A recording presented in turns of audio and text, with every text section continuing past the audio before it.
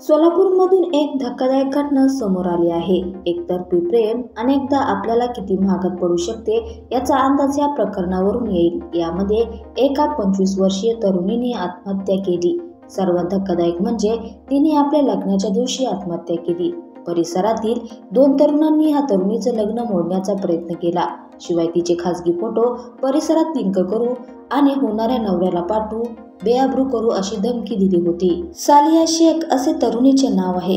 तिने काही दिवसांपूर्वी परिसरातील काही युवक ब्लॅकमेलिंग करत असल्याचा आरोप करत पोलीस स्टेशनमध्ये तक्रार दाखल केली आणि त्यासोबत आपली लग्नपत्रिका देखील जोडली होती. यानंतर तरुणीच्या लग्नाच्या दिवशी येऊन लग्न मोडू आणि तुम्ही कुणीच माझं काही करू शकत नाही अशी धमकी त्या तरुणांनी सालियाला दिली होती. सालिया शेख हिने युवकांविरोधात 15 ऑगस्ट रोजी तक्रारीचा अर्ज दिला होता, ज्यामध्ये तिने नमूद केले होते की जर सलमान आणि समीर यांनी मला त्रास दिला तर मी आत्महत्या करेन आणि त्यासाठी सर्वस्वी जबाबदार हे दोघेही असतील.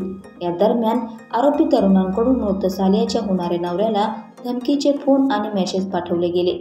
तसेच सालियाचे अश्लील फोटो एडिट करून संबंधित युवकाने होणाऱ्या नवऱ्याला पाठवले.